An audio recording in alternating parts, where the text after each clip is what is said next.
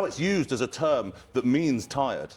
So now people say, I've got fatigue. Do you remember when people used to say, like, well, I've got mental health? Do you remember when mental health, everyone had mental health? So I've got mental health. Yeah, everyone has mental health. Have you got bad mental health? Have you got poor mental health? Like, so now fatigue is like now been, I know it's all semantics, but like semantics and word, like it's the difference, you know, it's the difference between a therapist and the rapist. Like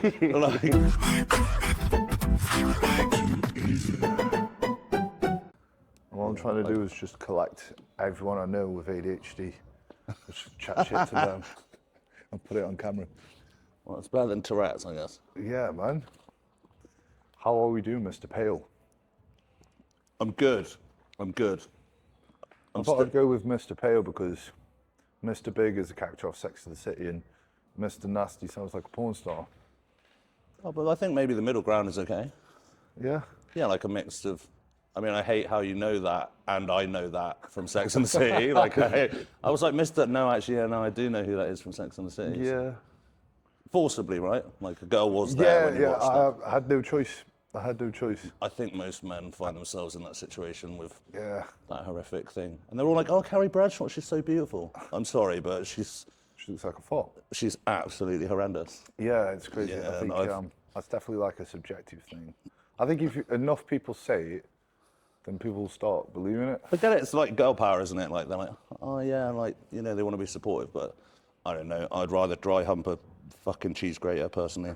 So, yeah, why the fuck have we started with this? Great opener. So, bodybuilding. So, what was it? We're going with Mr. Mr. Pale. Mr. Pale. Okay, well, I am pale. I feel like, I feel old now. Mr. Old Pale. Oh, no, I don't want it highlighted. I want to play it down. Oh, right, okay. All right. By the end, I'll think of something. Okay. I don't know if I can change it now. All right, you call me whatever you want, darling. Just not darling. Fuck. How are things for you at the moment? At the moment, yeah, everything's good. I'm going to do this is my one push attempt before repeating the competition season of last year, which usually I do I try and get like more than one attempt in, in terms of push. So if I did 1 year like early, I'd probably do the next year late. Yeah, okay. To kind of try and maximize. So would you push? In terms of drugs? No. Would you gradually push up in that time frame? Or what, now? Or would you pull back a little bit? Now? In between? Or between shows? In between shows, in between seasons. Oh, so I'd segment it, you know, basically, mostly around, let's be honest, drugs. Yeah. Like, do you know what I mean? Like, being real about your, like, ability to recover. I say this, actually, like, pulling back between, like, I fucking don't, and then I just fuck myself up. But in my head, I'm definitely, like, doing that. But, like... That's something I'm trying to install into myself.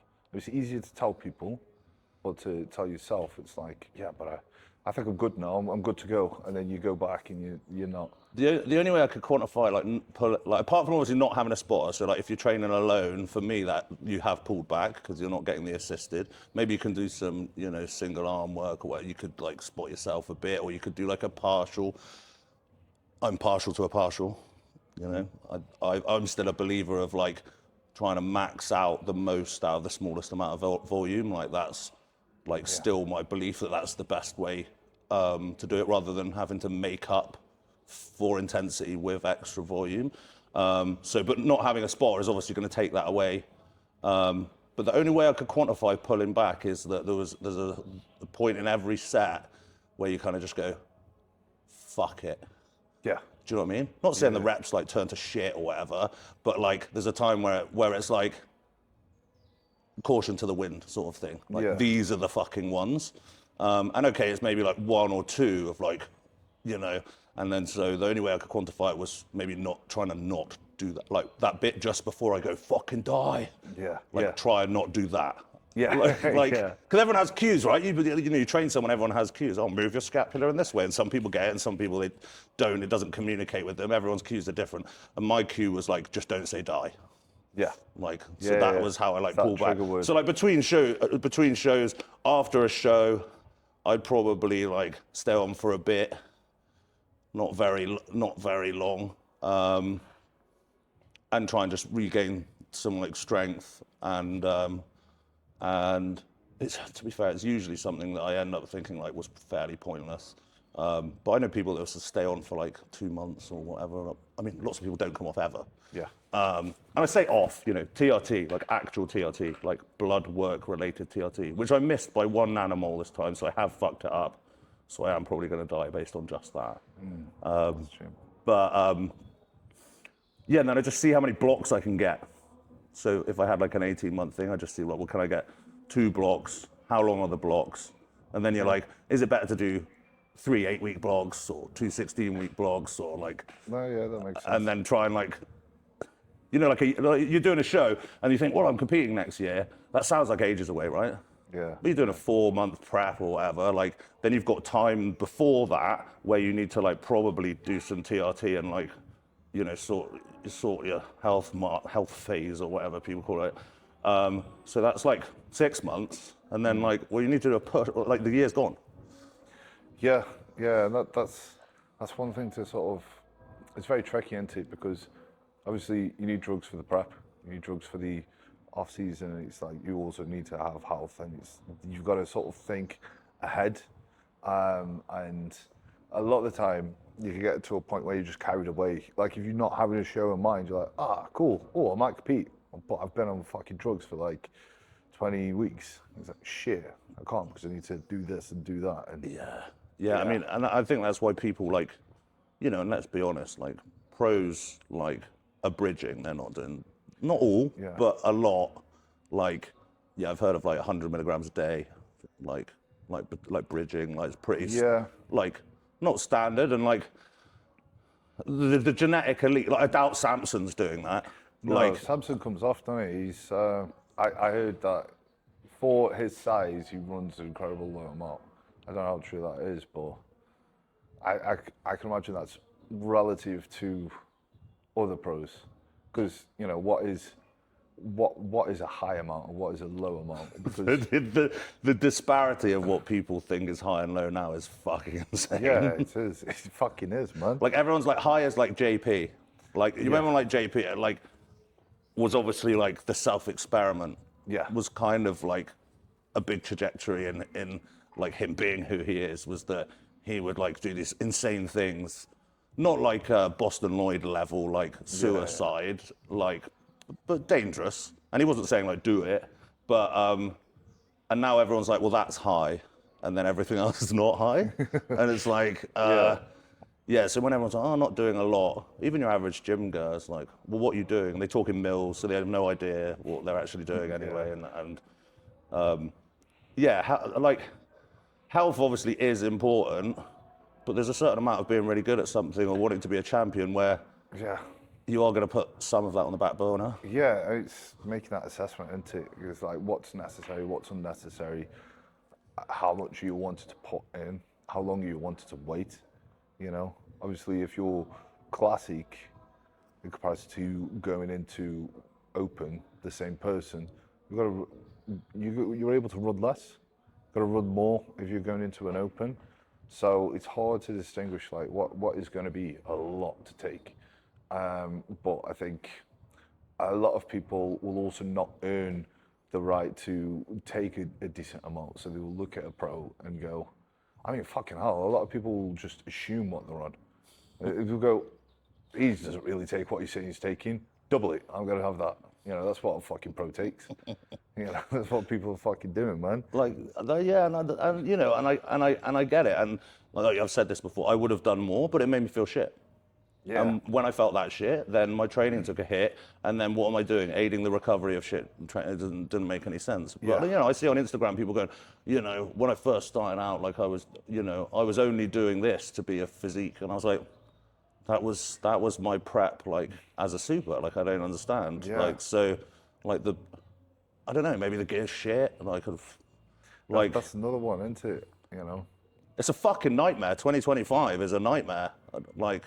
I don't know, the Chinese like got involved in some mad stuff, and now like that's all crazy shit. Because obviously back in the day, you know, you had Dorian Yates Lee Priest is saying the running, fuck all, but also the gear was amazing. And also, it's not necessarily about dosing.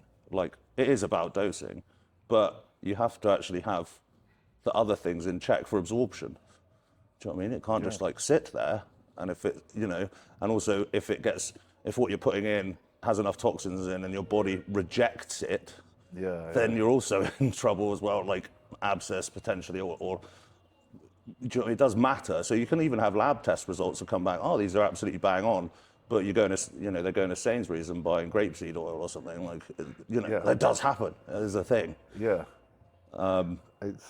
It is crazy. So I suppose, I mean, anything above TRT is going to be officially classed as a lot. Yeah, like you're on cycle. As soon as you come out of range, you're on cycle. So, yeah, I think it's important for people. I mean, back in the day, we used to come off, like actually off. Yeah, and that's fucked off now.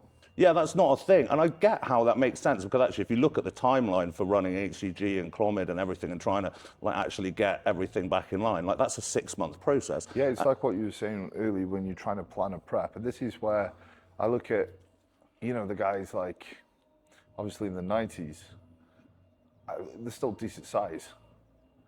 And I'm like, how the fuck did you fit that in? Because they're always competing as well. Well, there's obviously the genetic elite. I don't, who was it? Raymond, Jose Raymond.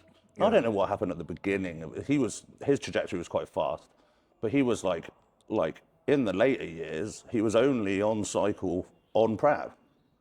Right. Like, but he grew on prep. Yeah. So, and then he would come, so that was the only time. I mean, obviously when you add it up and like, he's done a bunch of shows still like half the year. But he didn't have like a grow area outside of that. But then also Jose was a 212, and like it's obviously genetically gifted. Like there were exceptions to the rule. But you know, and Kevin Levrone, the same. Yeah, he was off for most of the year. Yeah, and then in prep, just benching incline 8 plates. That's the most fucked up. I would say he's probably one of the most fucked up examples of someone who's really gifted with body, because he would just go into skinny, he would become a rocker, and then just he's like, right, I'm gonna become second in the Olympia now. He's like, oh shit, the Olympia is coming up. I should probably do some drugs and some lifting. Yeah. I heard he liked to drink as well. Like, I heard that they were fucking. They were partying. There was a party like a scene, like a whole scene. Yeah, that's where I heard about Chris Cormier, like he was the guy up on the Olympia stage, and I would lose my head. I'd be way too paranoid to do that shit. Yeah, it's like, Chris Cormier was the party guy. That's what he was known for. Like, yeah. Like, I guess that's why him and Dorian are like hanging out, smoking a bunch of weed and stuff. But yeah, he used to like organize a lot of the stuff. I mean, and it still worked. And like, there's a middle bit, isn't it? Because I think now as well, a lot of people like, my life's fairly boring, but then I'm old anyway.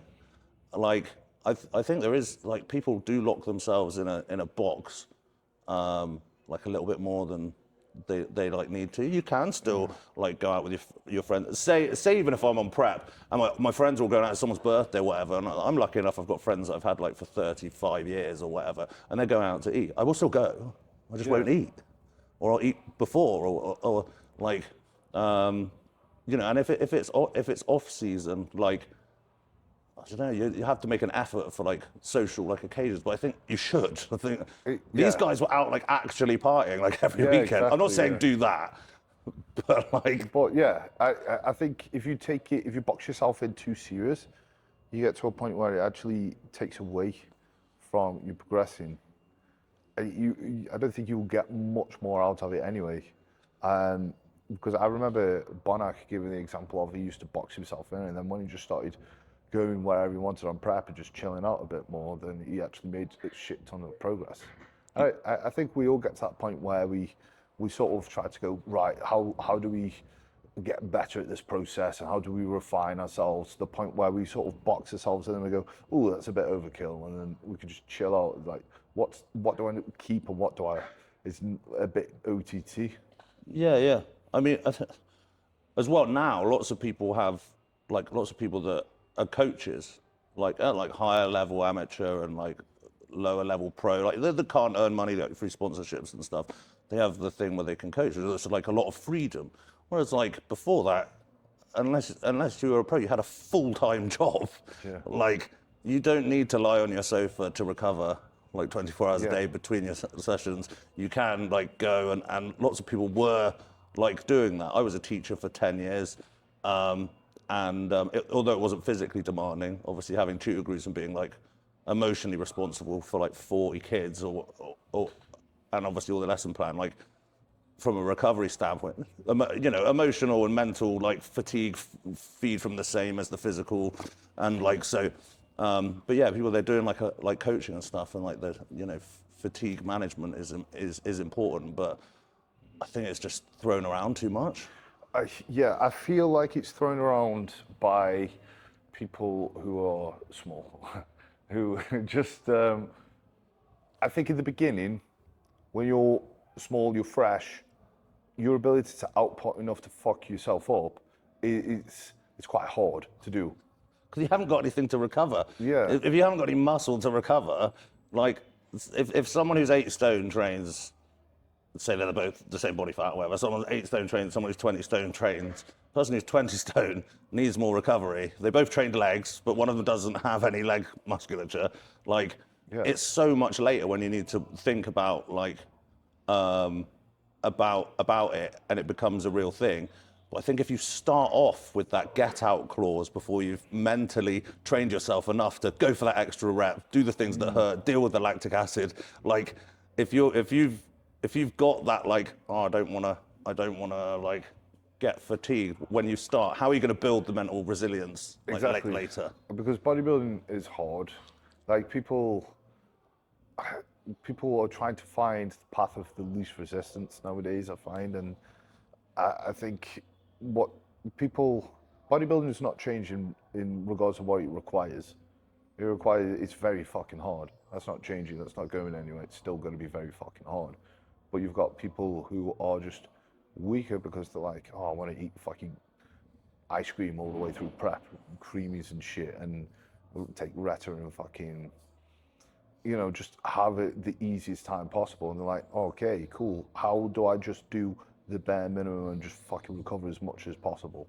And it's a flex as well. Like it's the new flex. And it started with like the cardio thing. Well, I don't do any cardio, and that's like a flex. Like it was like I don't do any of this. Like and it's a flex. And like with social media and stuff, it's a flex to not do a lot. We didn't used to flex like that. We used to flex with how much. Way. The opposite way. It's like fucking, I did 2 hours cardio a day. Yeah. I got my feet for fucking 48 hours. My toenails fell off. Yeah, they carried on. And I'm not saying one's like better than the other, but like also if you're doing a session with like someone, like you're trying to fuck each other up because you cared, right? Yeah. Like if we're doing a session, which I probably back out of nowadays, because you're like doing stuff that I used to be able to do, and I want to fuck you up because I know you want to get fucked up, and it's like a mutual thing. And nowadays, like I will be training with people like, oh no, they'll say no, right? And these are people. These aren't like the general people. These are people who wanted to be competitive. They're the worst. Like, are you trying to kill me? I'm like, yes, I am. Like, why are you surprised? They're trying to fucking, like, when I train with people, well, I remember when I used to train with all types of people. Like when I was just young, when bodybuilding wasn't even in the picture, I was just going into the gym and getting fucked up. And if one of your mates said, oh, let's do 50 reps on this leg press and then keep putting weight on, I'm like, yeah, let's do that. It's a great idea. Yeah, we used to have a rule where if you mentioned it, you had to do it. And if you touched a plate, it had to go on and you could never go down. I love that. So there were like little things like, oh, so if anyone came up with a shit idea, you're like, oh, you fucking said it. So now we've got to do giant sets. Like, but that was what was fun. And I don't know. I loved all that stuff, and I still love getting involved to the level that I can. It is a little bit is a little bit different. And I train with much younger people who have like knees and stuff like that. But like, yeah, it's now like a flex of how like little you can do. Yeah, Like, it is. and obviously everyone comes up with an example, like someone doing like, I don't know, like something, and they go, oh, but but Samson does it or whatever. It's quite clear that Samson's need for intensity is fairly low. Yeah. From what I've seen. I've never trained with him, but from like the videos that I've seen, he does what he needs to do. And same with Phil Heath. It's like, have you ever watched a Phil Heath video? Yeah, 5 minutes of it until you went, this is fucking irrelevant. And then like, because he was like, and he just grew, which is cool, but you can't use them as an example. They're an outlier. Yeah, it's the same as using Ronnie Coleman as an example. Like, on the other end of the scale, you can't be training twice a day and doing that amount of volume to that amount of intensity. You'd be fucking sick, and like, it would be cool to do, but just people can't recover the way that Ronnie could. Like that's a genetic he's an outlier. It's like, and you get these people, and as well you see them on the amateur circuit. As I did, I competed against Samson, at times where he wasn't coming anywhere either, and. But you don't see these guys very long. These guys these are genetic anomalies. They like do a show, and they don't really even know what a show is, and they're still like good. And then like someone goes, oh, you could do this, and then they just go meow. Yeah. Do you know what I mean? So using those people as examples. Did you watch the Phil Heath documentary? I mean, like I love Phil Heath as a bodybuilder, like as a personality. Not really my sort of thing, but like. The speed in which he went from like training to like it's ridiculous. It was like when he was playing basketball, he already looked like a guy who could fucking like win shows. Yeah, he's just done jumping. Yeah, he's done nothing. And he was like, he will say stuff like, I fucking only did this much to turn pro and whatever. It's like, what a lucky guy. Yeah, I believe you. Yeah. And I think that's where the danger is that. That a lot of people like aspire to be that, and let's be honest, like the pro league is not only an amalgamation of like the hardest workers in the room, but it's also the people that are winning do have the bolstered genetics, and it does take a long time to figure out that maybe you're not there. Yeah. But like, I mean, for me as an example, I never planned to be a bodybuilder anyway, and I was actually like initially like happy to win a regional show. It's just that when I did that, I was like, well, I should win, and that, like, so like. It wasn't like the end result was, there wasn't Instagram or anything. The end result wasn't like flashed in front of my eyes as like an option. It was like, do you know what I mean? It wasn't really like, whereas people are like, I'm going to turn pro. And it's like, okay, well, when are you starting training? Like, do you know what I mean? Because don't get me wrong, winning a pro card is still easier from the UK. Because obviously when I started out, there was only one. If you had a citizenship in the UK, there was one, and loads of people that were amazing missed out on the opportunity to become like Dean Lesniak. Like loads of people missed out on the opportunity. I mean, Dean's actually riddled with loads of really weird, corrupt stuff. Bash Bros podcast, if you want to know about that. But it's still not easy. No, that's the thing. Like, I mean, I don't have one. I'm like relatively okay. like, yeah, I mean, it's like a lot of people will go. It's mainly kids who go. I don't know if they're comparing it to other sports where you could probably turn pro a little bit easier. Well, bodybuilding is one of the longest things to fucking turn pro at. I think people miss that. It's like, you want to turn pro, okay, you got to be thinking probably 10 years from now. And you've got to keep passionate as you are now, then. And it's also got to get increasingly fucking harder as you go through it.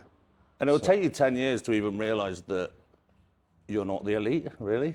Like, if you look at Dorian in the beginning, no one would have said, like, this guy's got what it takes to be, like, a limit. It took him that long. I mean, but by the time you put 10 years of your life into it, you're in, right? And you're addicted to the training and stuff like that. I think a lot of people get into bodybuilding for the end result, and you're just not going to survive in that mindset if you don't.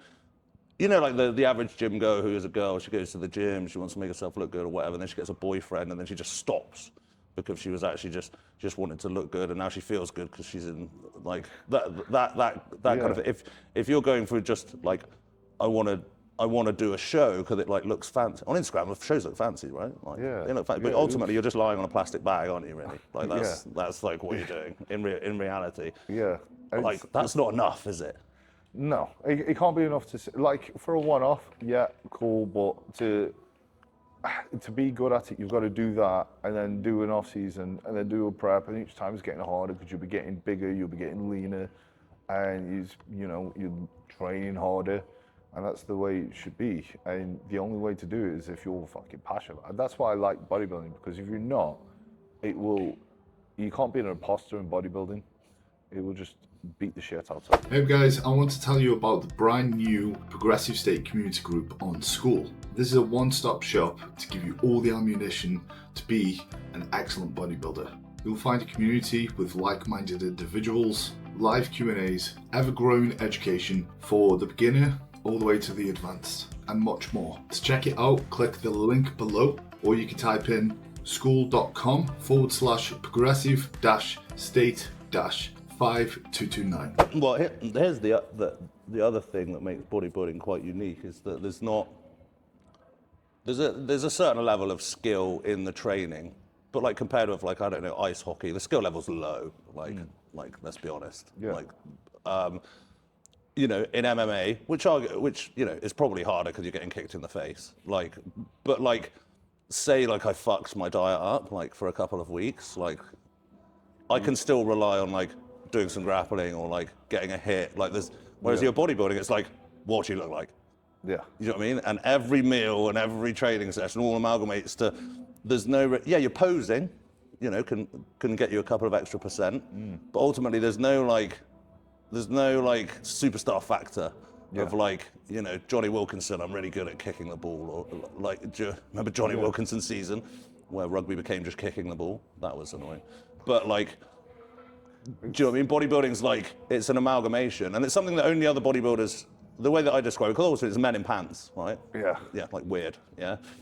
But it's something that only bodybuilders really understand, because it's like a physical representation of work that only someone who does it would really know. Yes. Yeah. And I think that's why a lot of people who watch bodybuilding are either the family of the bodybuilders or actual bodybuilders themselves. Yeah.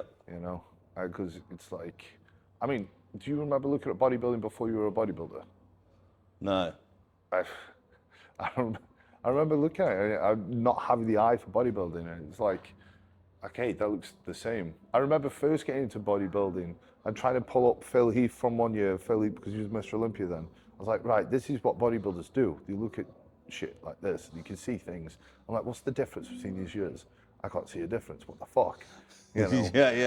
I'm like, what the fuck? But I actually get the eye. You see, and then you can show your friend who's not into bodybuilding. He's like, oh, you see that? You're like, all this. Yeah. What the fuck I'm looking at? Yeah. Well, that spills down to the first time bodybuilder holding water. Yeah. Like I'm holding water, no, you're fat. Like having an eye for like the difference of that. Or like when you get an eye, I love British bodybuilding, so I watch a lot of the amateur stuff back. And I know I'm not always there, so it's not the same or whatever, but like you get to tell the difference between someone who's like not quite in shape and someone who's flat. Although some people say they're flat on or whatever, but you're like, oh no, like, he flattened out, which obviously makes his conditioning look worse. Whereas someone might say like, oh, they're not in condition or whatever. Yeah. But like having an eye for like that level of like detail, you get into it more like as a fan, I suppose. And obviously when you start off bodybuilding, how the fuck are you going to know any of that stuff? Yeah. You're not. It is crazy. It's like, I don't know. That's what makes you quite unique to actually watch. Is like you've got to be very quite educated and experienced in it to actually enjoy it to that level, or else it's just a bunch of bodies on stage. It's just muscle. Like, how does that muscle look better than that muscle? Yeah, and then it's balance, and like, yeah, I mean, judge it. Like the judging is fucking hard. I don't know, like It's hard. at like a higher level. That's why, like, I like, obviously, if you don't win, that's not the result you wanted, right? But I never get into like anything like past like the judging or whatever, because they're presented with stuff with not a lot of time. They've been sat there for like, do you know what I mean? Unless there's like a clear, outstanding winner, like. Do you know what I mean? Like, I wouldn't want to be a judge. Do you mean? Yeah. I mean, that's why I don't deep it too much, because I remember, I remember having this conversation with Presti in fucking Prague, because he was like quite sad that he was getting third call up. And I was like, well, do you look better than your last competition? It's like, yeah. I was like, that's all that matters really, because it could be a different set of judges, different lineup. It could be fucking, you know, could be a completely different thing. So that's the only thing you can really focus on is, do you look better than last time? And then you're at this hand of subjective judging. Yeah. Really, you just got to place yourself there. It's like, you get what you're given, and then just focus. Either way, if you're going to win or you're going to lose, you need to get better. Yeah, and I think you should step up into a position where you lose. Like what you did in your debut, which I rated, and I did mention that to you. You were like, I turned to pro. Well, there's a show I can stand on stage with Bumstead. That's a good story. Why not? This is like, you knew you weren't going to win, right? Yeah. Like, and then you did a cartwheel. I was like, this guy's fucking insane.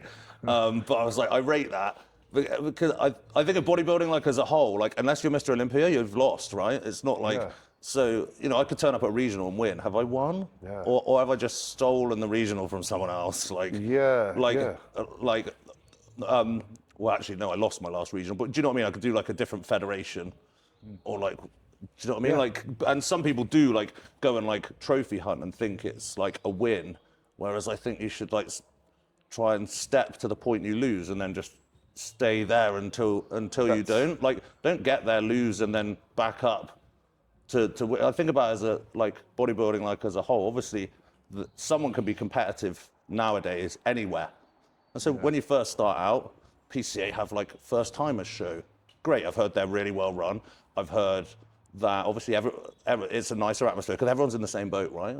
Like, whereas before you do a first timers show, it's part of a normal show, and everyone wants you to just fuck off basically because you're like. Unless sometimes you get one first timer and he wins the whole show, which does happen sometimes. For some reason, those first timer shows are stacked. Yeah. I look at it, I'm like, how are these all competing for the first time? It's every first timer show now, and it's like. I think they have three a year. Yeah. And there's like 300 people. Yeah. I'd love to know the percentage of the people that do a second show. Yeah. Because it can't be that high, can it? It's interesting because I'm like, this is like a fucking fully fledged bodybuilding show. Like, and a lot of them are good, I suppose, as well, because if you did a first timer show before, like, you probably you knew like one bodybuilder and he told you what to do and it was probably wrong. I guess with coaching now, even if it's your first go, and you've got a coach, you're in with a pretty good shot at like coming in pretty good nick, as long as you've got some balls. And the first timer shows like, pretty good, to be honest. You see it and you're like, holy shit, how are these? It's like a lot of people are just waiting till like they're fucking maxed out, and then they'll go, right, cool, I'm gonna win a first time show. My whole life is based on trying to win this first time show in one go. But it is crazy. But I think with bodybuilding is you've got to dip it enough to take it as serious as you need to, but you can't take it too serious where you're not having fun with it. You know, that's what I try to do with. Because if you take it too serious, you're not going to put yourself in the position to lose, and you won't know how good you are until you lose. Like, Absolutely. That's wise words. That's wise words. Because the margin of winning is potentially infinite. But if you lose, you're like, oh, this is where I should be. Yeah. Because I'm losing. I've always tried to like step up. I mean, I haven't won a fucking overall. I don't even remember, like not since 2020, I don't reckon. But that's okay. Like, that's where I need to just keep knocking at the door. I mean, there is an overall that you can win quite easy, you know, but that you're not wanting to win an easy overall. No. And that's the difference. No, like when I did the NABA thing and like I kind of like not completed NABA, but obviously like. NABA used to be a thing, right? Like, for sure. And once you'd become a NABA pro, at that point, the pro division wasn't really a thing, which was a shame because actually I'm taller and I don't have like an aesthetic physique. So actually NABA would have suited me better had it managed to survive COVID, which ultimately it didn't, did it really? but so once that was done, then the only kind of option was like, well, I'm pro in that. The only next like trajectory is to knock on the door and try and get an IFBB pro card. As you know, as a goal. Will I be a great IFBB pro? No, I won't. But there's already shitter ones than me, so I'm okay with that. And I mean, yeah, I think, because I remember you saying it's a promise that you kept to yourself, you know, in the podcast that you did previously. And that reminded me of pretty much how I came into bodybuilding. I was like, I remember doing a season, I was like, okay, I want to do this. So I'm going to channel everything into making sure this can happen. And for that to happen, I need to fucking lose. I need to do hard shows. Like, I will go and do the hardest shows that I can, so I'm not deluded and thinking, oh, I'm almost there. Because if you're, and I think a lot of people are scared to put that down. I like, and I've won and I've lost, and I found winning more complex because the loss is driven, right? Yeah. Whereas the win is slightly less driving. How did you feel? Because obviously you won your pro card, deservedly so. Like, was the win, like, how did you reflect on that? Obviously elated, but Yeah. once the dust is settled, the same as a loss. Obviously you lose, you get annoyed, like whatever, but like you get the elation. Like, how did you then bolster? Obviously you went and did a pro show immediately afterwards. I was like, I need to lose immediately. Yeah. I'm not comfortable with this. I need to get my arse kicked right now. Was that, I mean, was there a thought of that? Like, I mean, so I remember having that, and I felt a bit of an imposter syndrome. Because like, okay, was that on a whim? Am I a pro? And I was like, Prague opened up, and there was different incentives. There was obviously Seabohm and other people going there, but I was like, well, that was the last time he was on stage, right? So, yeah. That's great. Now I can't compete unless I've got a better story to tell than that. I'm just waiting for Seabohm to come back so I can carry on with my career. But I remember thinking, I'm going to do Prague and see where I'm at. And if I can beat the guy who turned pro there, then that reaffirms it in my mind. And there was different objectives that I put in my mind. So straight away, I was struggling to settle with that thought of actually doing it, because I think even leading up to actually getting the pro card, I was so accustomed to, okay, if I lose, I'll get back up again. You know, I'm going to have the resolve to go again, and I just keep doing it until I win. I remember waiting for them to announce it. It's like, it's okay, I'll go again. And then they called it. I was like, oh, I didn't prepare for that. It's like, shit, okay, cool, thank you, this is great. I just need to switch the mind that I've put on. It's the wrong mind. So that's funny, because obviously everyone says like, "I'll manifest the win," and everything, and that's not that. I'm not like that. I can't manifest the win. I manifest the being on stage and like standing on the side, and like, because still don't really like show day, like actually. So I do plan everything, even like, you know, standing there, you know, on the sideline and everything like that. But yeah, so you don't manifest the win. I mean, in my head, that was the goal, right? I was like, I'm just going to go, and it's going to happen at some point. It's just It was a larger goal. Yeah, and it was like, I will have this to go, because all I've known is not being a pro at that point, right? And that goal that I set 10 years before that just was a million miles away, and it was like, oh shit, it's arrived now. Holy shit, because I got to a point, it was kind of poetic. I got to a point where when I accepted that it will come when it comes, I just got to keep getting back up, and it will eventually come if I do that. That's when it actually eventually came. And it was kind of, I don't know, it was kind of like some hippie woo shit. You know? I was like, I'm into hippie woo shit. I was like, oh shit, that's the timing of it.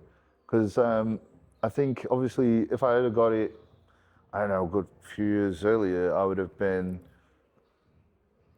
not appreciated it like that, or I wouldn't have had the right mindset going forwards, you know? Because I think some people that like, when they first, because I think the first year they opened the gates, they gave out I did the maths on it at one point because I was trying to like.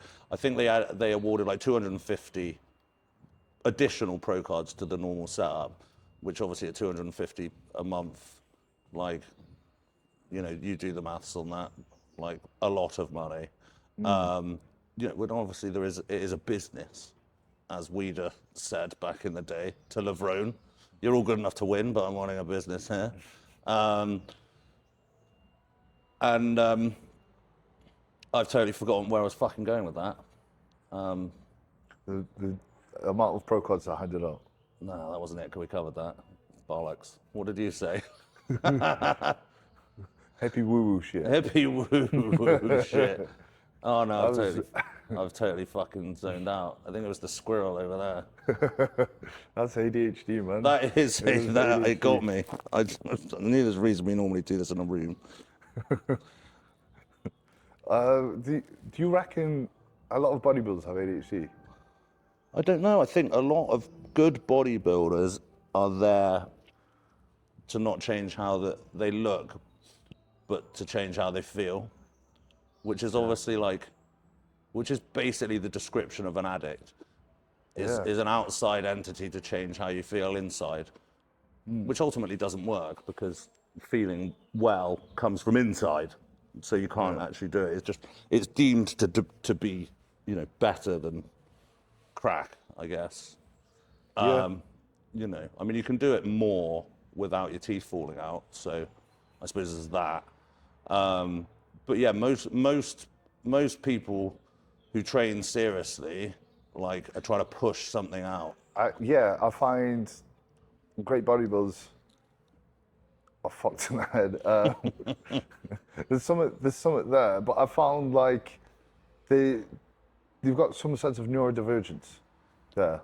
Yeah, usually.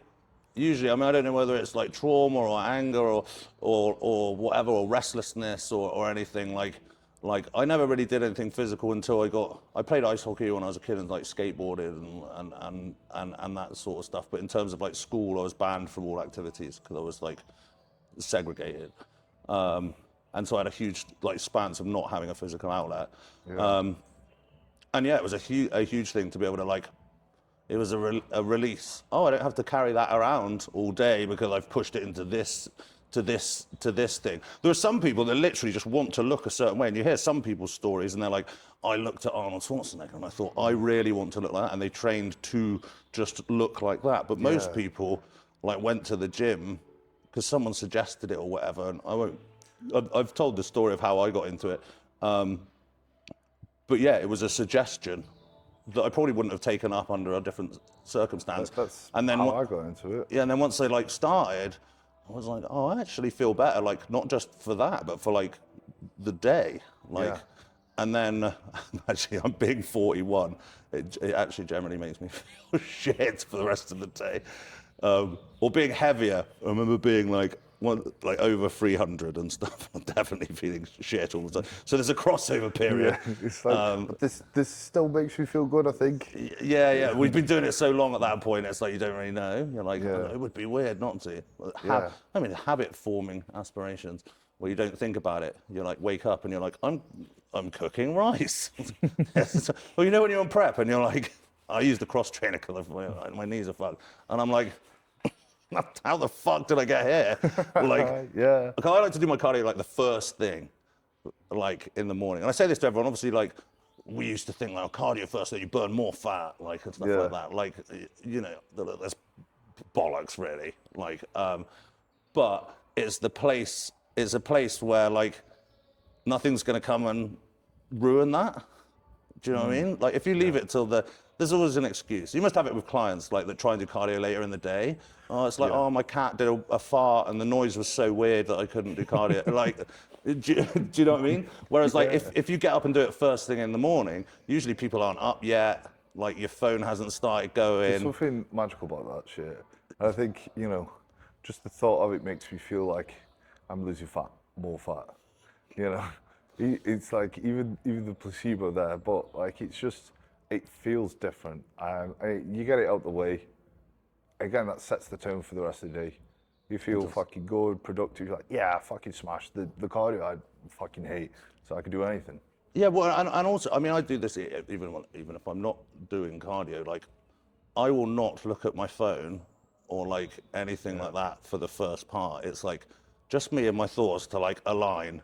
And I think a lot of people don't give themselves time before bed as well. Like, I never talked about hygiene, and you know, this isn't a new concept or whatever. But like, you go on like Instagram before bed, and I don't know, like, you know, Sharon from Car Phone Warehouse has decided to be a fitness influencer and told anything, and then you're like typing this thing out to like correct her, and you're like, what the fuck am I doing? And you're like sucked into someone else's world, where like I think we don't get enough time just to be on our own. And although like being on a Stairmaster or whatever for an hour is fun, an hour's definitely boring, but like in the 30, 45, it's like, that's actually just you, right? Yeah, it's good. It keeps you accountable to being present.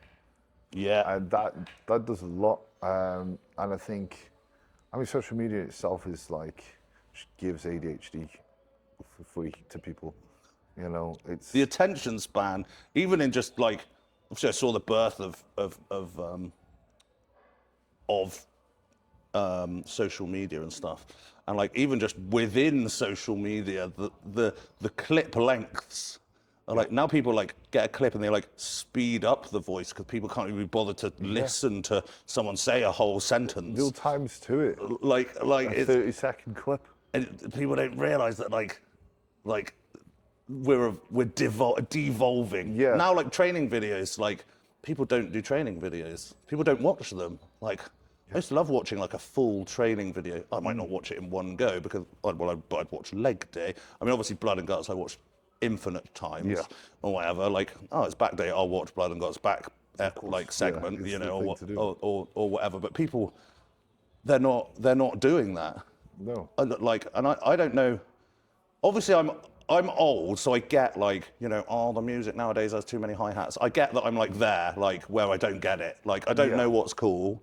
Like I don't get it. Like I'm not from it, so I don't. So maybe the things that are on social media, maybe they are. I mean, you're how old are you? I'm 28. I came in at a very weird time because I came in just before I did it before it was cool, right? I came in like a hipster, right? So I came in before it blew up on social media, and social media was prevalent. So I came in when it was still this subculture and it was still quite rare. Like I was in college and I remember I was the only person who would look at bodybuilding and, you know, prep my meals and stuff like that. Or even go to the gym.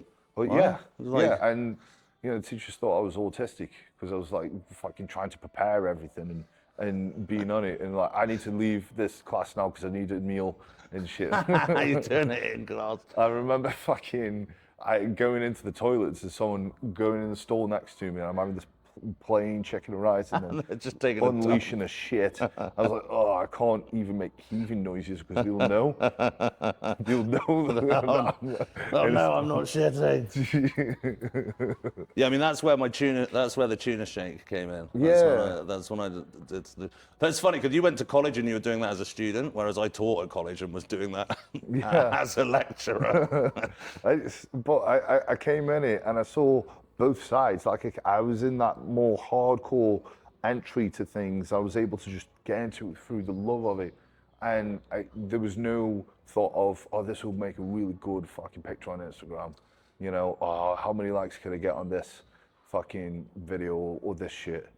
So, but is it like, yeah, because your training age is longer than most would be at your age, if that makes sense. So like, but I just watched some of these videos and I'm like, who's watching this and thinking, oh yeah, I want to train? Because I watched them and I'm like, I never want to train ever again. It's like it's just like a big advert. It's like, I'm using this by this, and this by this, and this by this, and I'm going to be wearing these by these, and and then they're just, I don't know, it's like, have you tried this new exercise that's really grown my fucking glutes? And it's the first time fucking doing it. Yeah. You know? Yeah, I mean, I get that it's all this novelty and shit, and it's like, I get that it works, and you know, so these people are making money. I see 18-year-olds with no muscle, and they're absolutely smashing me on coaching. Absolutely smashing me. Like, That's the frustrating thing. Isn't it? you know, because because they're putting it out there or whatever, and yeah, I'm kind of not like that. Although my client base actually isn't hardcore for the majority, like most of it's women and most of it's lifestyle. And obviously, the reward is the same. If they get what they want, the reward outcome is the same as teaching. When I was teaching, you know, you get them through. You have a kid who's, you know, like having a rough time and you know, maybe is a little bit under par from the rest of the class, and you know, and they get the grade that they wanted at the end. Like, you still get the same kick. Like, you know, even if they only got a pass, you know, but the pass is the win, you know, the win. Like, sure. so they're not getting the distinction, but they got through it. Yeah. And the same with like lifestyle is that the kick is still there, and that you still.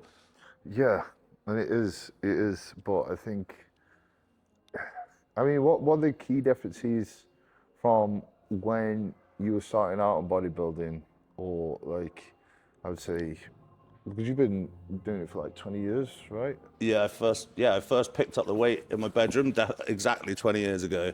Yeah, so what are the key differences from around about, you know, when you were first entering it to now? So there was downsides initially, obviously, because there were no bodybuilders. Yeah. I mean, and actually, like, I'm from the south, like, so bodybuilding was definitely a more northern thing, like Birmingham and beyond. Yeah, Like, there were more in Wales. There were bodybuilders, but not it wasn't a thing. So it was quite hard to connect, and obviously, like it was quite daunting, like going to an actual bodybuilding gym. And I guess at the beginning, I trained. Well, Trojan Fitness was a shop. Trojan Fitness, where we are here, the outside in their, I don't know what they do here, High Rocks or something. It was just a supplement shop, and then because of where I lived, I trained in a commercial gym, and there were no really real bodybuilders. So there was a downside, and I got my information through like reading and stuff like that, which was good. But obviously still fairly one-sided. If you read a whole book of one, you have to read a lot of books to get like different sides of the story.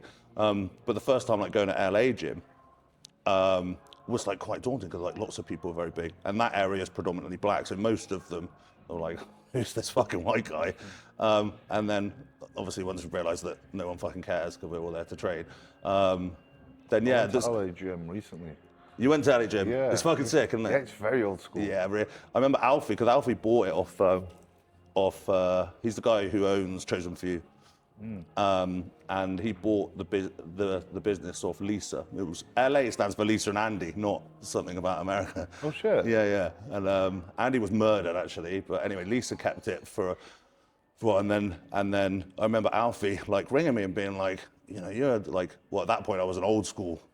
I moved over to this side and started training. It's like it's the river divide. If you're that side, you go to LA, and if you're this side, okay, then you go this one. If you're like serious about like bodybuilding sort of thing, and then if you're further out, there's like the grow room. What used to be called the grow room. Oh shit, it's called something else now. Anyway, so he rang me and he was like, "Well, what shall I do with LA?" And I said, like, LA's so old that my mum did judo above it. Like, that's how old it was. She actually completely destroyed her knee, but like that's kind of, it had been around like that long. Yeah. And I was like, you have to not touch it. Yeah. Like, buy like maybe 1 or 2 pieces, but like it had like graffiti on the wall from like the fucking 80s and stuff like that. And I was like, if you try and like upscale it, you won't manage the upscale and you'll ruin the whole feel. Yeah, I remember walking into that, and it was a feel that you don't feel in a lot of gyms, because even the bodybuilding gyms now, they've modernized, and they look like leisure centers in themselves, which, I mean, it's cool. It's got the nice front bit, yeah, which it never used to have. But then when you step on the gym floor, it's still got the red carpet that's fun. Yeah. And I'm like, I remember using the fucking leg extension, it was just going that way. That's the flex one, isn't it? Yeah. Yeah. To be fair, I did. There is another leg extension upstairs. I used that one. I lied down for it, Because Yeah. I was like, See, I was be having this complex. conversation, like, because obviously everyone's about the stretch of the rec fem now, aren't they? And I was like, they already had that. Yeah. They already had that. Yeah, it's the one that's the leg curl extension Yeah. combo, yeah. isn't it? But Yeah. yeah, you can lie down It and is. do. It's the first time I've used one like that. I was like, I am top flats now. Yeah, I'm top flats. Yeah, LA gyms LA gyms a wicked gym, and Yeah. it's old school. So, right. There was the point is that the difference between style. Yeah, is that then once I'd made a connection, but I did my first show on the back of someone who actually didn't really know that what they were doing, and like I looked alright, but I was pretty shit. And I was lifting like loads of heavy weights and stuff, but like, yeah, the information wasn't like enough. But then I just needed the middle bit, like going to Blockbusters was like the middle bit. Like there's some films, you ask him and he'll tell you about some films, but ultimately you're gonna watch a film. Like, whereas you go on Netflix and there's just everything, and you look through it and you spend so long looking, you never actually watch the film. And the film you choose, you're like, oh, maybe there's a better film than Yeah, that. then you have the option to actually not. Yeah. Whereas It's like, in the back of your head. It's like, whereas at should have switched that Blockbuster, like over. here, you have to watch the film. There's no other options. God, it was rented. No, Yeah. this is the choice we've made. Well, You're yeah. fucked. So in bodybuilding, you get the one piece of advice, and you kind of have to do it. In bodybuilding, most things, as long as they're hard, will work, right? Yeah. Like all these concepts and stuff. Like Yeah. if it's hard, you will adapt. So in that way, it was like seeing Blood and Guts for the first time was like that. I want to do that. That's what bodybuilding is. Yeah. That's what I identified with that. I can relate to that a lot. Again, like, I remember coming in and I would watch videos. I mean, even then, like it was coming out like fucking these influencers training and shit. There was all types of shit. But I remember watching Dorian Yates and even Kai Green was training Savage. He was at one point. Yeah. Yeah, and I remember watching it and I was like, that's how you train. I need to train like these people, like I'm competing against them. And then, and I wish I never saw it, I saw how people would train, like bodybuilders would train nowadays. I was like, oh man, fuck. I wish I never saw that, and I just had the ignorance of, right, it's got to be as hard as fucking possible all the time, because that really just made it so easy to go, right, that's the standard I've got to be. I don't even need to think about other ways of doing it, and if I need to have a pull back with this, that, the other, because We just take a rest. You feel fucked, and you just have a day off. Yeah. Ultimately, like obviously, your gym setup should mean that you don't need to deload, kind of potentially ever. Maybe at the end of a push or a prep, or just before a prep. But ultimately, like your setup should be recoverable, right? But like, do it as hard as you can, and then if you feel fucked, like takes a day or two off. Like it doesn't. It's not that hard. So I guess the difference was that the concepts available were less, but they were all just like, you absolutely smash yourself to bits. I didn't hear the term fatigue until about 10 years in, I don't think. Yeah. No one had even like, No, I think if people were fatigued, they wouldn't even like have admitted it. It would have yeah, it would be the shame. It was like, I'm not tired, you're tired, And now it's used as a term that means tired. So now people say, I've got fatigue. Do you remember when people used to say, like, well, I've got mental health? Do you remember when mental health, everyone had mental health? So I've got mental health. Yeah, everyone has everyone has mental health. Yeah. Have you got bad mental health? Or have you got poor mental health? Like, so now fatigue is like now been, I know it's all semantics. Yeah. Like, and it's it's the difference, but like semantics and word, like it's the difference, it's the difference between a therapist and the rapist. Like, do you know what I mean? It does matter. Like semantics, like does matter. Explanation, like, it does matter. When you see how it starts rolling when people are using it in that way, and then how it evolves from there, and then people are just throwing it out again because they're aware of it, they're leaning into it, and like it's now an option. And it's in the back of the mind when they're training. It's like, oh, do I maybe reps a reserve for this one? It's like, if that's not an option, you're just gonna fucking train. Yeah, exactly. I think, like, I mean, I train to push stuff out, so, like, that needed to be really hard to fulfill its purpose. Yeah. But I think if I was like not maybe that way tuned, and I actually just wanted to look a certain way, I think if the option was there, like mate, you probably would subconsciously. Your subconscious is in the driving seat, right? Like the stuff that you don't actually know that you're doing. Yeah. Like you probably would like back off a bit. Yeah, I mean, there's a placebo. There's going to be a placebo effect. You could probably think yourself to be tired. You know, it's like, oh, I'm tired, I'm aching, you're having these phantom fucking pains, you know. Whereas, like, it could be the opposite. You could think away fucking injuries. You're like, I'm aching. No, I'm not.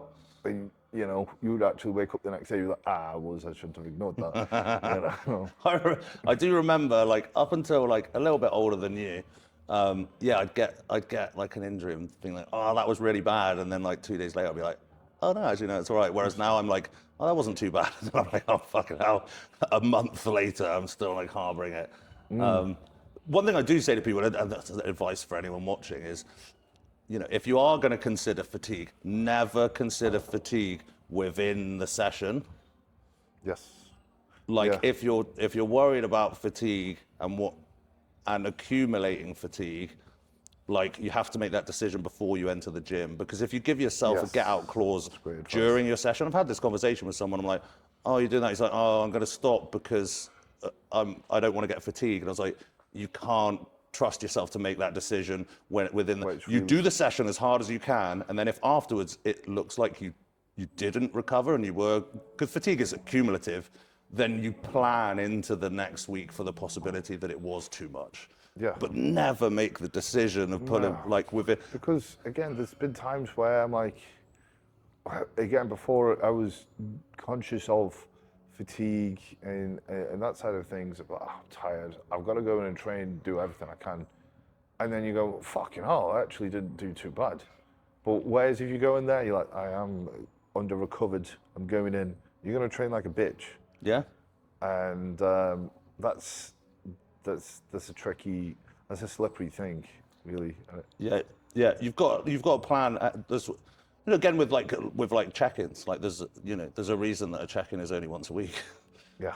Like, because that is the smallest integer of time, apart from on the later stages of prep, where anything is even worth considering. Yes. So if someone's like, oh, I'm not sure about this, and I'm like, just, unless it's like something's hurt themselves or whatever, but like, just ride the week. And if you still feel the same at the end of the week, then maybe that's the smallest amount of time. It changes. It's like, you get to a point, you're like, oh shit, my appetite's come back. Maybe I don't need to drop all my food. Yeah. You know, and maybe I don't need to completely reset and do a mini cut. And that is bodybuilding, isn't it? It's a deferred gratification, and patience. Yes. Like if you act like reactively, like in a session, for instance, unless it's an injury, like you've heard a ping, like don't go and do some more hack squats.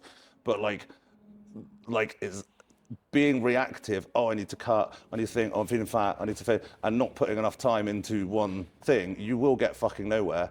Like, I mean, you must look around the gyms where you train, and people have been there a year, and they seem to be working hard at whatever they're doing, but they're getting fucking nowhere because they're reactive. Sometimes even on a daily basis. Yeah. Like I did have a conversation with one client, and his lifestyle, so he's allowed like 2 off plans or whatever. And he was like, well, no, what I do with my off plans is that I segment them, and then I just eat them when I'm hungry.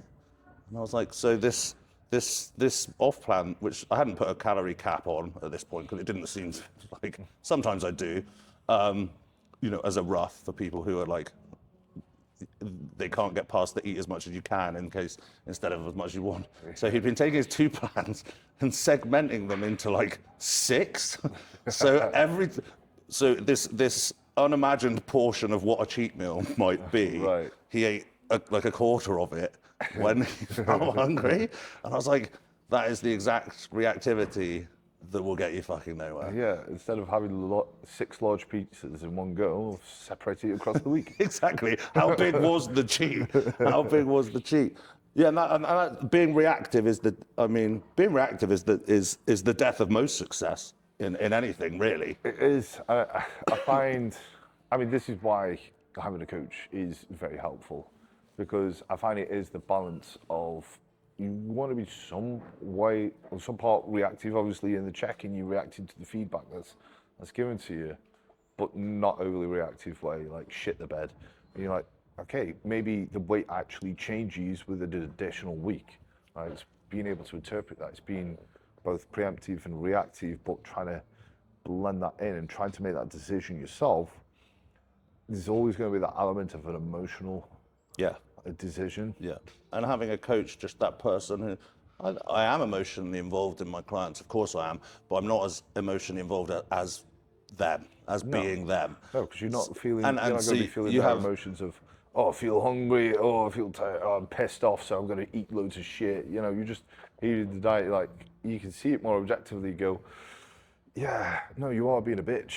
Yeah, yeah. I mean, everyone has different. I do have this concept. You have the bigger picture, right? So, say I have someone who is a bit of a bitch, then like I'll push them. Like at the beginning, some of their like training blocks or dieting will actually be about their mental fortitude. Yeah. But over time, pushing their mental fortitude so that we can then actually just go like, okay, now without considering your feelings, here's how you actually get the results. Yeah. And that goes back to the reps in the reserve or the fatigue thing, or like, if you start with that mindset, you're gonna have to unlearn it at some point. Yeah. So train as hard as you fucking can, because at the beginning it's not going to be hard enough.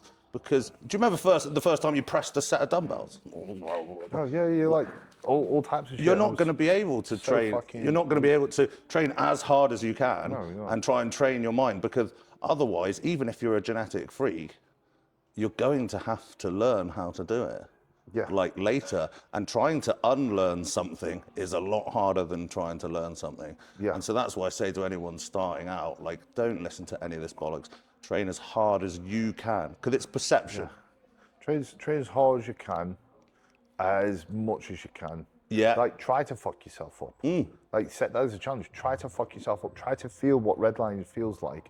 How do you know what? Yeah, you is might have too Ronnie far? Coleman level redline. You might be able to train twice a day, like fucking barbell row and 5 plates aside in the morning, and then going back for fucking chest.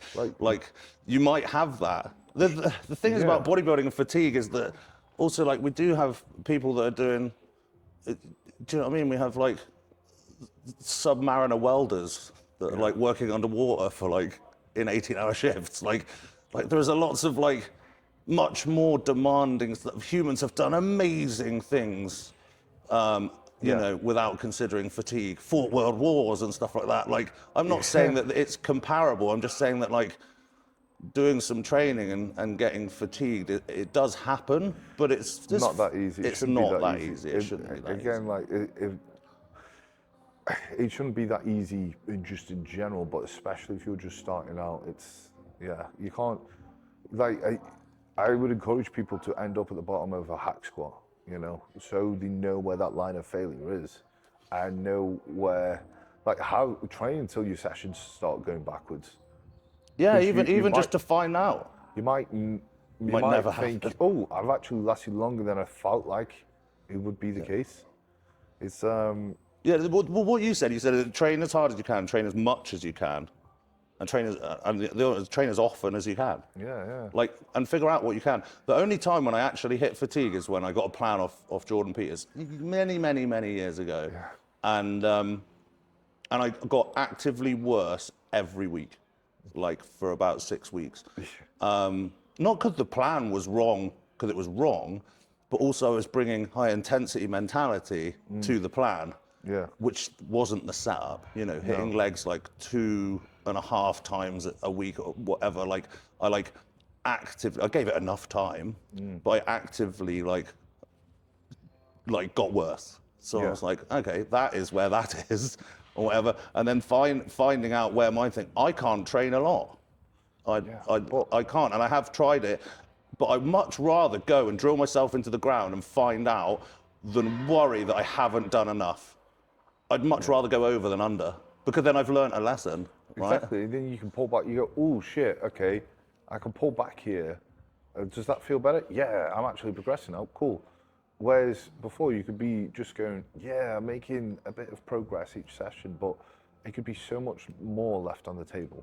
Yeah. Because you're underestimating it. I've stood next to people and they're like, I'm hitting failure, and I'm like, okay, cool. I'll just stand next to them and I'm like, okay, one more. I'm not touching it or anything, no force reps.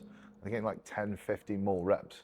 I'm just like, that's how far you were off failure. That's how much your mind was fucking you over in that set. I've done this. I've done this a couple of times in PT. Like maybe it's to be a cunt, but also it's about realization. Like if I give someone a weight and I say 20 reps, they'll fail dead on 20. Almost 100% of the time. Almost 100% of the time. It doesn't really matter what the weight is or whatever. Yeah. It's like, that's why I try and that's why there's ranges, right? Like there's ranges. That's why I say to anyone, if you have a rep range of 8 to 10, you know what roughly weight that's going to be from last week. Yeah. But don't stop.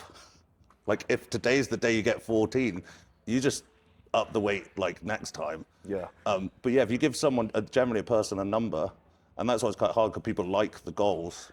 Yeah. So I always used to pitch a number that was impossible, so I'd never reach it. Which is fucking sick. I think that's a great way of doing it. 'Cause I think I've done away with rep ranges. I'm just like, do this for as much as possible. I know if it's going to be a lot of reps or a small amount of reps, but either way, it's as much as possible. Because again, you can get to that point, it's like, oh, I've reached that. No, I'm fucked. I've failed, you know? And there's such because it feels like you failed, you know, that's why that's the mindset. That's the psychological fuckery around it. Well, that's why I would go and train with people like other people that I could, because like, you know, oh, I'm hardcore or whatever, and but you get Leroy saying one more. There's usually one more. Yeah. And you're like, oh, I didn't know that was there. Yeah. Like, and I remember the first time training with Leroy, it wasn't like a game changer. I was already training hard, but I got 2 reps that I probably wouldn't have got. Like, and then I was able to go, oh, hang on, that's there. And I didn't think that was there. And every now and again, just going and reset. And I think nowadays, people would take that as a negative, like being exposed, or they would take that as a failure. Yeah. Whereas like I would take that home as like I've got a gift of like a rep or 2 to take home with me. Absolute success. I say to people, it's like the cool thing is, right? There's so much work that needs to be done in this, and that's really cool because you get to improve so much more. Like if you're getting results now, and you're not at failure, fucking great, you know. Yeah, you probably will at the beginning. Yeah, yeah, you will, but it's like, if there's so much of a gap to failure, it's like, wow, look at you. You get to make you're not training at your absolute upper limit, and this is all the progress you can make. It's like, you've got all this left, and all you need to do, it's so easy, is just do it until you can't do it anymore. Yeah. That's it. If you could just sit in your mind and just go another rep, and just ignore your internal state, you just go another rep. That's why I always call one more, and that was the thing that I kind of took off Leroy as well, is that if you kind of know they've got 5, but you tell them 5, they're like off. Yeah. But if you say one more, and then you're like, whoa, fucking strong, like one more, oh, you're still like, even though it's 5, if you tell them 5, it's off. And I've had that before as well, like training with Amph.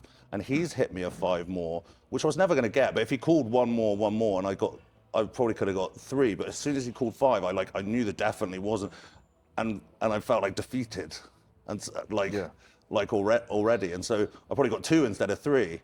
So I love the one more trick. They hate you for it, but you're like, like there, like there. Have you ever been spotting someone and as well, like when you've been PTing enough, and you can feel the fake fail?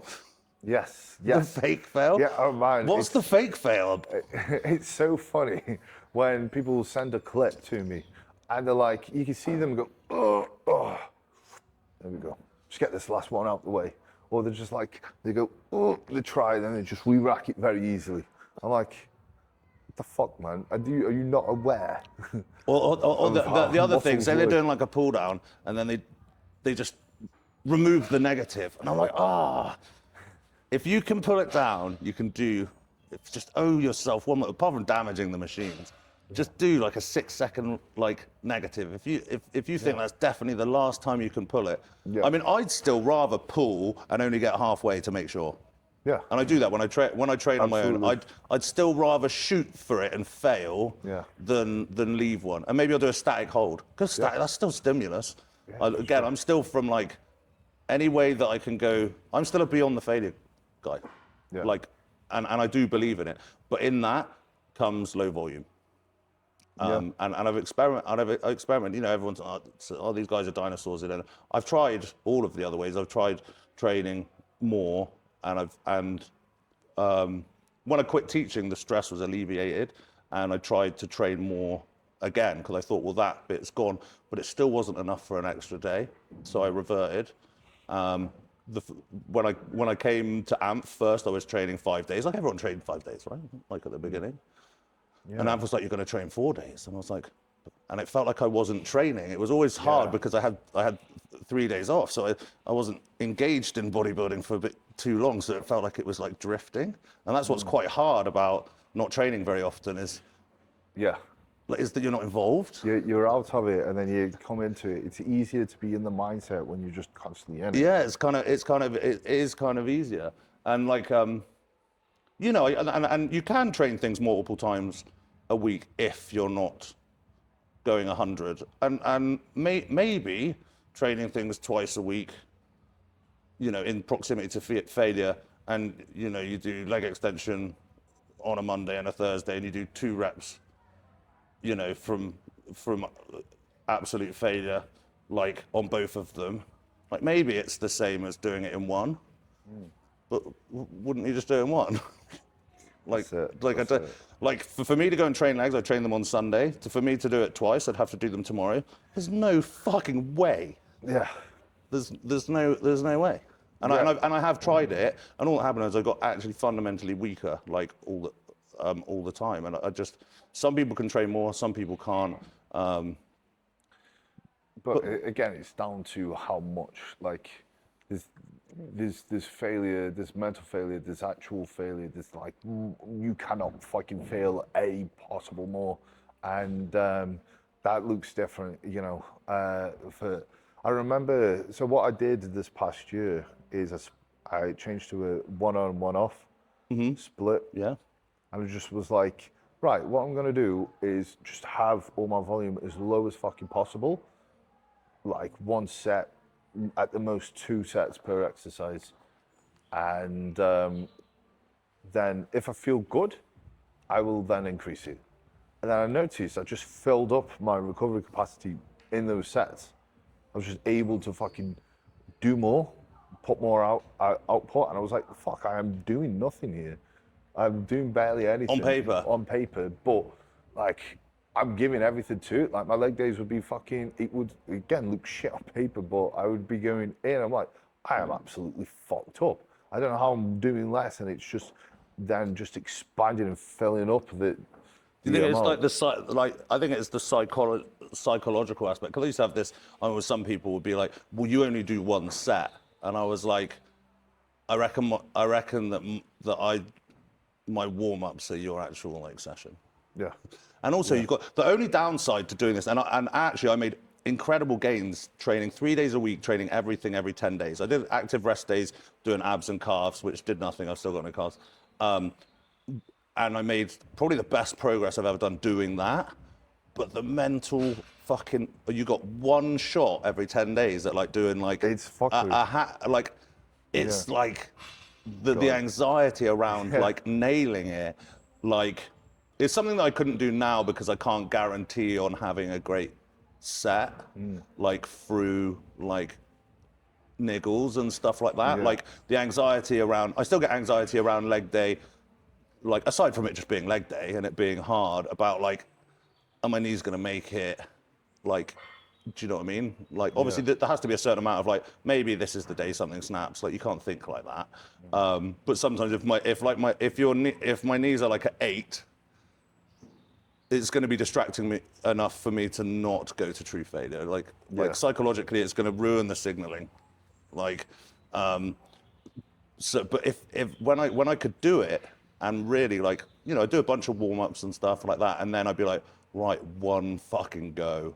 Like if you can harness that, then not only that's the most efficient way, because it's based around recovery.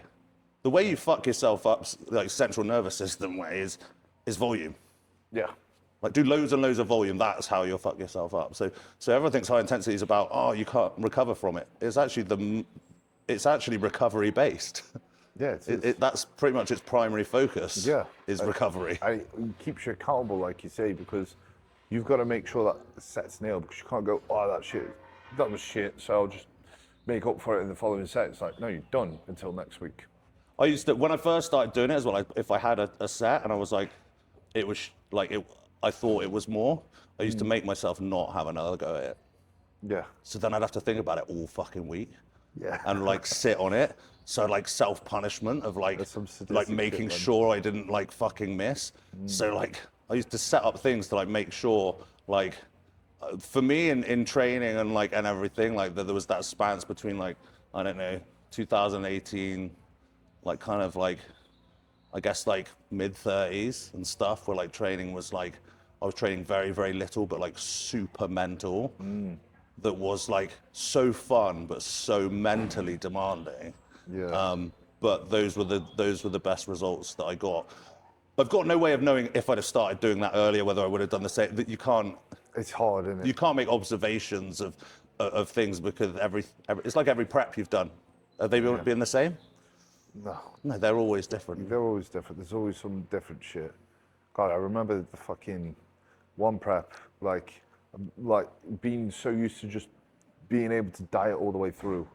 Like, okay, that's how you prep. And then I did another prep. I'm like, I look fucking horrendous.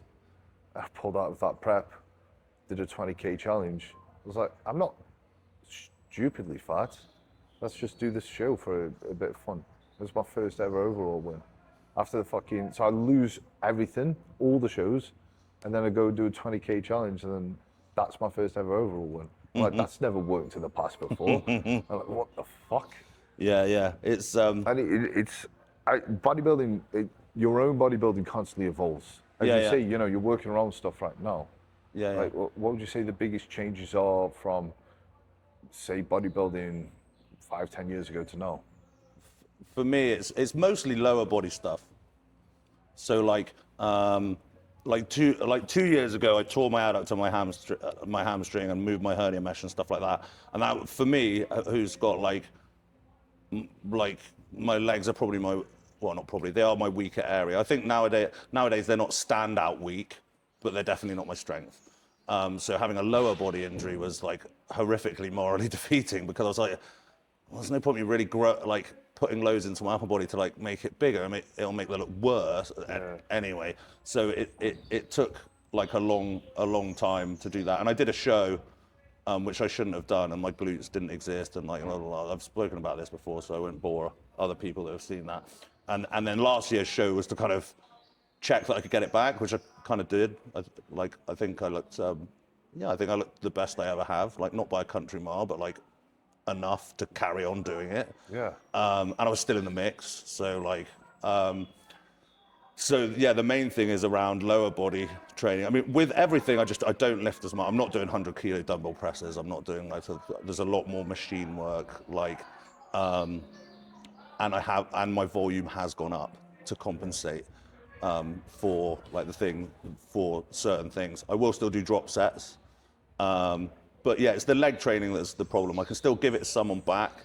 Like I'm still doing barbell rows and stuff. The things that I've always kind of done. And my back's probably my strength. So like, I'm not saying like barbell rows are like optimal or whatever, but I've always had a good connection with my back. So if I just lift heavy shit, it grows. So, if you have a body part where lifting heavy shit just grows, just do that. You don't need to think about it. Okay. Legs was never that for me. So at the moment, my legs set up, I don't know, 3 weeks ago or whatever. I start with hack, but I do time under tension rounds. Well, I do I do hamstrings first, then I do drop set leg extension. It's all like load reduction, techniques. So by the time I've got to my compounds, obviously like I'm a little bit hammered. I always used to do extensions first to reduce load anyway. But then I'm doing time under tension on the hack, which is two reps, 6 second up, 6 second down followed by 3 normal reps. Without rest, you just continue that cycle for like 3 or 4 rounds. It's probably the worst thing pain-wise, like ever. I can imagine. Like, it's Dennis James I stole the idea off. Right, yeah. But it's just a load reduction technique, and I've used it for people that were injured, basically, for load reduction. Once I've done that, then I can usually do a compound in a higher rep range without it being dangerous. Yeah. Like, that's usually like where it happens. And this isn't always the case. So if I'm doing load reduction techniques, and I've gone through and I cycle through these, like a cluster set is 1 failure point for 3 rounds of volume. Like, do you know what I mean?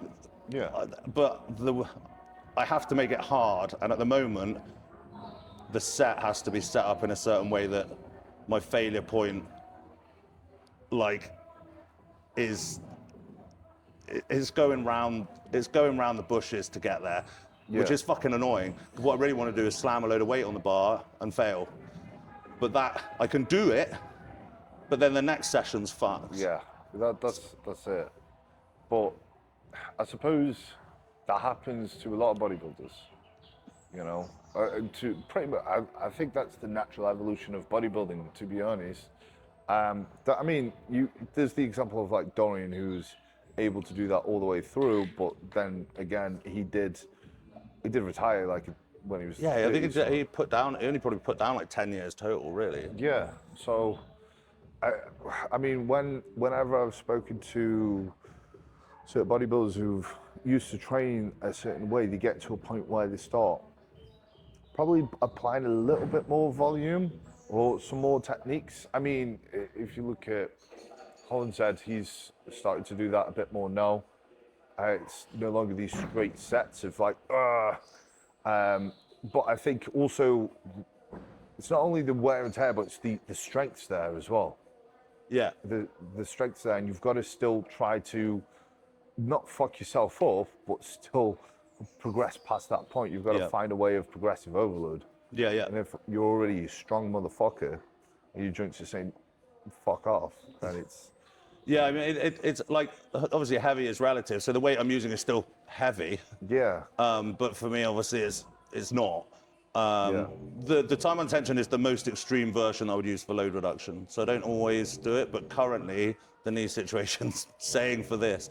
But sometimes I can do it for like a couple of weeks, and then I can do it, or I'll start with something that's like a horizontal leg press, where the load is reduced a lot at the bottom, and start with that, and then I can go to hack whilst I'm already weaker from doing like, I don't know, a rest pause set on that, something, do you know? Okay. Yeah. We're probably gonna have to wrap this up now that there's a rave happening. Disco. Yeah. There's a rave happening. It has. But it has been a while, to be fair, it's probably about that time. Yes. I'll be back up. We'll definitely get a session up at some point. Well, if you're down here and around, I'll do an upper session with you. Okay. That sounds cool. Legs you can come and do, I mean, try it. It's hard. It sounds hard. It's hard. So it sounds hard. If you're here on Sunday, come and join us. 12:30. Okay. If not, 12:30 every fucking week. It's been like that for 10 years on a Sunday. Yeah. Every fucking week. So your days set then? Yeah, I always do set days. Okay. You do the one on, one off. I can't do it. Which fucks it every week, basically. Yeah, which changes. Yeah. Just because of my work schedule and stuff, and like, and PT and things like. That's another thing about being a PT is that, it's a luxury, but I won't PT on days I train. Yeah. Because otherwise my workplace becomes where I train, and so I need that day to be, and because separate. I have the luxury of being able to do it on alternate days or whatever. Also, my check-in clients, I know a lot of people make them check in the week. I let everyone check in on the weekend. Yeah. So I do all of my check-ins Which makes sense. over 2 days. So I'll do like 2 full days work because most people want to check in on the weekend. But yeah, let's definitely get a session. We'll definitely get a session in, mate. I just get embarrassed because I don't know. That was the one thing I was kind of arrogant about in my 30s is that I hang with anyone. With anyone. But now I've swallowed my pride enough times. I don't mind if you go and outlift the fuck out of me. I will take it on But the it's chin. like, I will it's- take it on the It's chin. intensity, isn't it? Like, I'll train with people who are strong, but not train intensely. Yeah, yeah. And they could probably lift, like I've had it in the past where they've lifted more than me, but train not as hard. Yeah, yeah, And yeah. I'm looking at them like, you're a bitch. Yeah, but I've trained with people who've lifted, like, they've given everything. Might Yeah, not yeah. be as much, but I'm like, you're a fucking legend. Yeah, yeah. You know, Well, it's that's how I feel about PT. I don't PT any like real like. Again, through a luxury, I can kind of choose who I PT, and Yeah. if I was to show them to you, like, you probably be like, well, I wouldn't see Dan PTing them, but they give it 100. That's it. And it doesn't matter like that they don't have the bodybuilder physique. If they give it 100, then my time's not wasted, right? Yeah. There's nothing worse than doing a PT session and like being like, there's one time I have walked out. I have actually walked out. What? Because Because it's just like, you're not putting, all I ask for is effort. There's no Yeah. amount of weight, amount of, all is just effort. And the Yeah. effort was so low that I was just like, you're not even fucking trying. And I just left and just wired them the money back. yeah, fair. Like then I did have one guy who said he was going to the toilet. And then after about 10 minutes, I was like, just left. I was like, it's not coming No back. fucking way. And he was a bodybuilder. He was like, he came to me, he was like, I want to be a British champion. I want to win NABA like you did. This was close to when I'd won and stuff. And I was like, okay, let's fucking go. I find that. And he left. I've literally, when I used to PT, I used to have that. I had people like, yeah, don't go easy on me. I want you to fucking fuck me up. And it's now a PT and they've lasted half an hour. And the other half an hour, I'm passing them like some water and holding a sick bucket and shit. I'm nursing them. I'm like, what the fuck, man? That's one thing that I think is, before we go, is quite often, like they come train with me. Again, not so much now, but whatever. But they'd be like, it's too fast. And I was like, how is your fitness worse than mine? I'm like, 40. Like, if you're throwing up, it's not because of the weight you've lifted, right? No. Like, that's not why you throw up. It's because your body's not used to the your intensity. fitness is shit. Yeah. Like, so how the fuck am I, like, at the time, whatever, 300 pounds? Yeah. Like, and old. Like, how's your fitness that shit? Because they're taking huge rest periods, and they're here for 3 fucking hours. Yeah. Like, if it's legs, maybe 90, I'm in and out in an hour. Like, I move fast. If it's like even push, I get done in which is a laborious session. Yeah. Like, one that I hate the most, because I do push-pull legs nowadays. Yeah, like not much over an hour, and I don't have a recovery issue. Everyone says how much rest you want. Well, when you've caught your breath. So legs is a bit longer, because obviously after you go over like a hack drop set or a cluster or even the time on attention, whatever, you're like, you're huffing. Yeah. So like that's the elongation of that. And that's why I don't mind training with more than a couple of people on leg days, because you kind of need the recovery, Yeah, like straight yeah. into the thing. But yeah, they're here for fucking forever. The fitness levels. And then they're like, well, I'm going to go and do my steps, and they go and walk at half a mile an hour on a treadmill. So what's the point of the steps, man? Might as well just dangle your fucking legs around. Yeah, get one of those things. You ever seen those things on like QVC where the old people? Yeah. Like, and I thought, well, that's weird. It's like a bike, but then I looked into it, and actually the pedals move you. I don't know. I went down a rabbit hole with that one. Anyway, look, it was a pleasure. Yes, absolutely. Good to see you. Oh, wow. Oh, there's my knees.